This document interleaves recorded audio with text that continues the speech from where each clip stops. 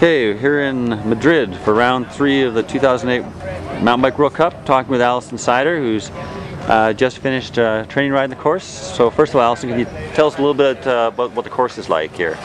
It's a very traditional course for the World Cup circuit. We've been to Madrid, I think the first time maybe 94 even. 95, I think. 95, so it's been a traditional venue. And the course really hasn't changed too much over the years. There's been a few additions and a few tweaks here and there. I see they've removed the feed zone this year and having it a double zone, which is good. That's kind of the evolution of the sport. Again, we didn't have technical zones 10 years ago, so now we have double technical zones they have to consider. So, but it's a good course. It's a short lap, very hard pack, very untechnical, but high speed, and definitely a course for good riders, good fitness, and just strong everywhere, because there's a lot of flats and that you have to drive on, but also a lot of short, sharp, steep hills that you're pretty much granny gear and at your physical limit to get up some of these. Now for you, it's been a bit of a mixed start to the season. You had a very good ride at Cape Epic, where you and Pia sort of decimated the field and beat the top mixed team, and then I guess you got sick and had to miss the first race, and then of course you haven't had a great start position, so you've had to sort of work your way up through the field, and so it's can you talk to us a little bit about how it's been sort of coming back from this obviously disappointing start to World Cup? Well, I guess you've given more or less the whole story, but yeah, it was when I went to South Africa a week early before the Cape Epic, and had a week to acclimatize to the heat and do some training. And once the Cape Epic started, I realized that the winter training I had done just had really gone well, and I really felt fantastic through the whole Cape Epic. Like everybody, towards the end, I got sick, or I got tired, and then last 2 days had a little bit of a cold, which it's not that big a deal because you have to recover from the effort of the race anyways. So I thought, oh, it's fine. I'll just get over this cold, get over the whole race, and then things will be back good again. But unfortunately, the cold and the race, and I think everything just kind of weakened my immune system and led to a tooth infection, and had to get the tooth pulled, and led to another infection and another virus. So I spent pretty much 3 weeks quite ill, no training, and I think everybody can understand that's not the ideal preparation for racing at this level. And yeah, based on not having too many UCI points from last year, I knew coming into Houffalize I needed to have a decent race to work on my start position, so that then I would have a good chance for Offenburg and Madrid.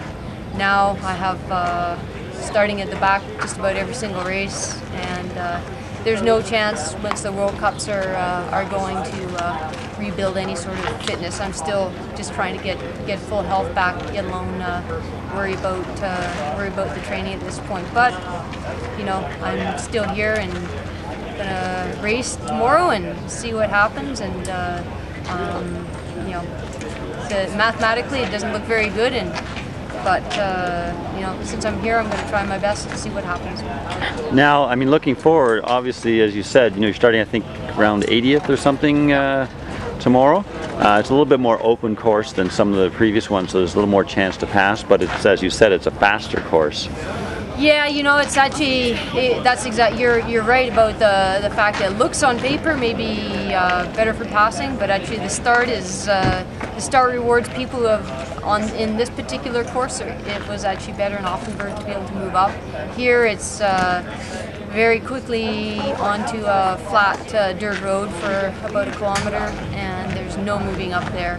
And just because of the higher speeds, you're right, even though it's open, it just makes it more and more difficult to make a difference and pass riders. The one good thing is that the gaps tend to be fairly close through the whole race, and so if you save a bit for the second half of the race, people are a minute or two ahead of you instead of 5 or 10 minutes ahead of you as some courses. But even though it's open, really if you ride around the course at speed, there's a lot of places just one line because of maybe it being loose and sandy or rain ruts.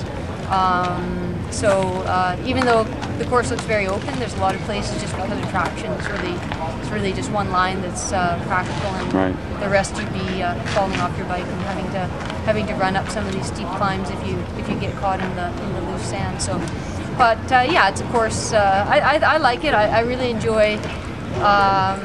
You know, when we come to the major cities and we bring mountain biking to the people, and Madrid's a very cool major city in the world, and always get a pretty good group of people out on Sunday watching the race. So yeah, it's a good atmosphere here, and we'll see. We'll just do the best race that's possible with what I've got to do tomorrow. Now, going forward from there, we've got a bit of a break in the World Cup. Obviously, it gives you a chance to start doing some serious training again, get yourself back up to hopefully where you were before, and then prepare for those next 2 World Cups and then hopefully Worlds.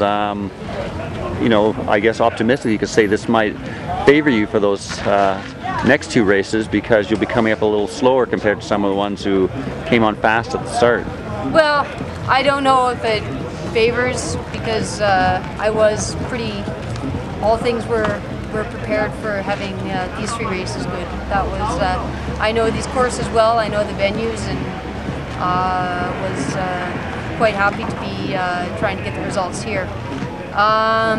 You know, we'll see after this race. There is time between the races, but it's not that much time to go from, you know, 3 weeks off takes a long time to get back at that level. But I have always been a rider who gets in shape pretty fast, can make a difference with a couple of good weeks of training.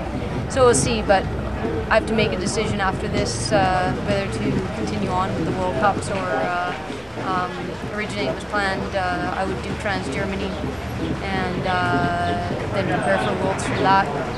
But as it is right now, the qualification just to make the World Championship team for Canada is very high.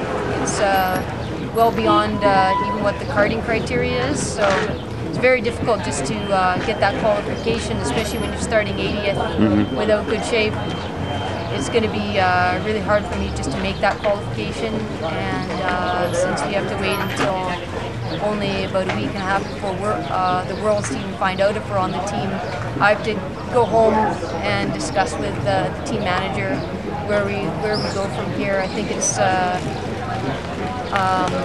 definitely difficult for the riders with you know, the late decisions by the CCA, the changing decisions of how selections being made, and just the lack of information to really know where you stand. And yeah, I have full support from the team and from Rocky Mountain. They're being great at letting me decide whatever is best for me. I can decide, and they're going to support me one way or the other. But realistically, I want to make sure that I have a good shot before we make the decision to go for it. Okay, well, good luck tomorrow. We're watching to see how much you can move up, and hopefully the breaks will go your way this time. Yeah, we'll see. So I'll give my best, and that's one thing I'm sure of. Thanks. Thanks.